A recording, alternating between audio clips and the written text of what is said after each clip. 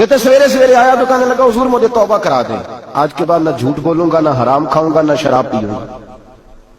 تو کہتے ہیں جتنے لوگ بیٹھے تھے کان کھڑے ہو گئے، کہا تجھے کیا ہوا؟ کہنے لگا 11-12 سال کا نوجوان آیا مجھے توبہ کرا گیا، چڑھتی جوانی، 11-12 سال 14-15 سال کا بچہ مجھے توبہ کرا گیا۔ تو کہتے ہیں ہم محب حیرت ہوئے کہ اتنا سا بچہ؟ تو کہتے ہیں کسی نیک باپ کا بیٹا تھا، کسی پرہیزگار ماں کا بیٹا تھا، گھر میں تربیت ہوئی۔ اتنے بچے تو خانقاہ بھی نہیں جاتے، اتنے سے بچے تھوڑی کسی ادارے کے فارغ التحصیل ہوتے ہیں، کس مدرسے سے پڑھے ہوتے ہیں؟ کہتے ہیں چھوٹی سی عمر۔ تو کہا جناب آپ کو کیسے ملا؟ تو وہ شخص کہنے لگا حضور کل میں گیا بازار، میں نے بغداد کے چوک سے 10 کلو مچھلی بھی خرید لی اور کچھ اور ضرورت کی چیزیں بھی، مہمان آنے تھے، وہ سارا کچھ خرید کے میں جب نکلا تو سامان زیادہ ہو گیا۔ چوک میں مزدور بیٹھے ہوتے تھے، میں نے کہا بھئی میرے ساتھ فلاں محلے تک سامان پہنچانا ہے۔ وہ بچہ کہنے لگا چچا اگر میں چلوں تو، میں نے اس کو ایڈریس وغیرہ بتلایا تو 3 دینار مزدوری طے ہو گئی سامان گھر پہنچانے کی۔ کہتے میرے ساتھ وہ نکلا اور جب رستہ طے کرنے لگا تو رستے میں گرمی بڑی سخت تھی، ظہر کا وقت تھا، ذرا ہم نے چند قدم اٹھائے، 2-4 گلیاں گزرے تھے کہ اذان ظہر کی آواز آنے لگی۔ تو کہتے ہیں بڑی منت کے انداز میں، بڑی گزارش کے انداز میں میری طرف دیکھا، عمر چھوٹی سی ہے، کہنے لگا چچا اگر اجازت مل جائے تو میں ظہر کی نماز پڑھ لوں۔ کہتے ہیں میں ایک جگہ پھٹے پہ بیٹھ گیا اور گپے کرنے لگا، سامان وہاں رکھا، میں نے کہا پڑھ لے نماز۔ کہتے ہیں بچہ نماز پڑھنے چلا گیا، باقی لوگ دیر سے آئے، وہ نماز پڑھ کے جلدی آ گیا۔ میں نے کہا بیٹے تو جلدی آ گیا ہے؟ کہنے لگا اس لیے جلدی آیا ہوں کہ آپ یہ نہ سمجھے یہ کام چور ہے، میں نے نفل چھوڑ دیے ہیں، فارغ ہو کے پڑھ لوں گا۔ کہتے ہیں سامان اٹھایا، رستے میں گرمی شدت کی تھی، اس کا پسینہ بہنے لگا، میں آگے بڑھا، میں نے کہا بیٹے سامان تھوڑی دیر کے لیے مجھے دے دو، گرمی زیادہ ہے۔ کہنے لگا چچا کسی کا تربیت یافتہ ہوں، کسی نے ٹریننگ دی ہے، کہا ماں باپ نے کہا تھا حرام لقمہ گھر نہ لانا، کہا بات کیا ہوئی؟ کہنے لگے میں آپ کو نہیں دے سکتا، اس لیے کہ 3 دینار مزدوری گھر پہنچانے کی طے کی ہے، اگر آپ اٹھائیں گے تو پھر میں پیسے پورے نہیں لوں گا۔ دامان نے توکل کی یہ خوبی ہے کہ اس پر پیبند لگے ہوتے پر دھبے نہیں ہوتے، میں پھر مزدوری پوری نہیں لوں گا، پیسے کم لوں گا۔ کہتے ہیں میں محو حیرت ہو گیا، اس جوان کی بات نے میرے سارے وجود تھر تھر کبا ڈالا کہ اس دور میں اس قسم کے لوگ۔ کہتے ہیں گھر لے گیا اس کو، میں سامان رکھا، میں نے کہا تم جہاں ٹھہرو میں 3 دینار مزدوری لاتا ہوں۔ کہتے ہیں پیسے لینے گیا تو بیوی کو بتایا بڑا نیک ہے، بڑا پرہیزگار جوان ہے، کہنے لگی روٹی پکی ہوئی ہے، اسے تو دوپہر کا کھانا کھا لے۔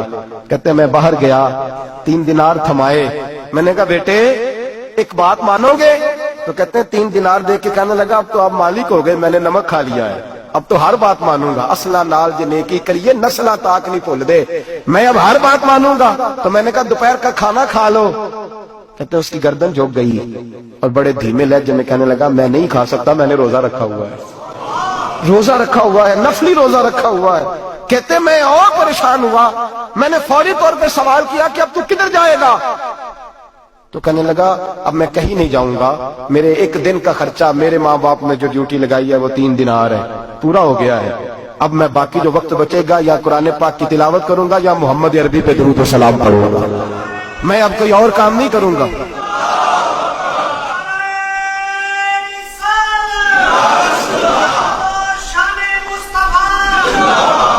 شخص کہنے لگا کہ میں نے کہا افطاری کر لینا، کہنے لگا مجھے مسجد بتا دو، میں جا کے اللہ اللہ کرتا ہوں، مجھے شام کو لے آنا۔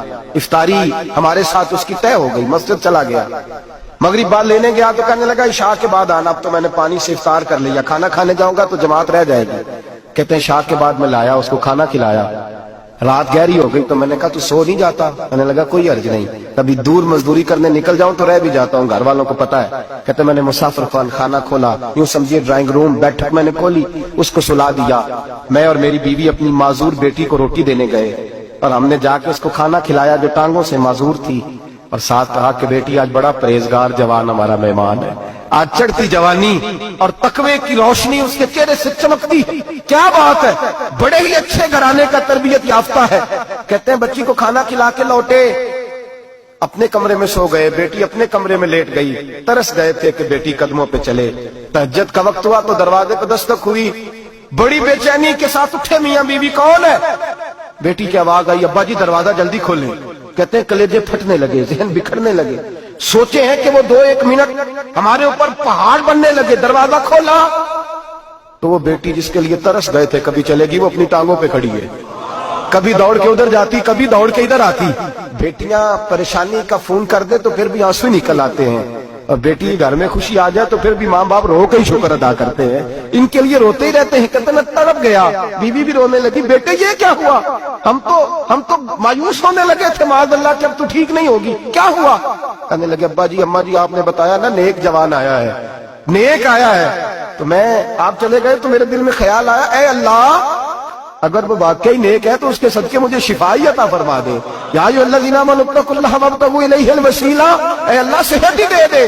कहते अभी मेरी दुआ भी पूरी नहीं हुई कि मेरा वजूद हरकत करने लगा, और ये देखो मैं उठ के खड़ा हो गई हूँ। कहते हम लोगों ने ये देखा तो भागे उसके कमरे की जानिब, जब दरवाजे पे हाथ रखा तो दरवाजा खुल गया, आगे गए तो पलंग खाली था, एक रुक्का छोड़ गया है। कहने लगा मुझे पता है मेरी हकीकत खुल गई है, मैंने ये करामत कोई कंपनी की मशहूरी के लिए नहीं दिखाई कि लोग मेरे पीछे भागने लगे, मुरीद होने लगे, तवाफ करने लगे। मैं तो अल्लाह का बंदा हूँ, अगर तुम्हें मुझसे जरा भी प्यार हो गया है तो फिर मेरे पीछे ना भागना, अल्लाह की बारगाह में झुक जाना।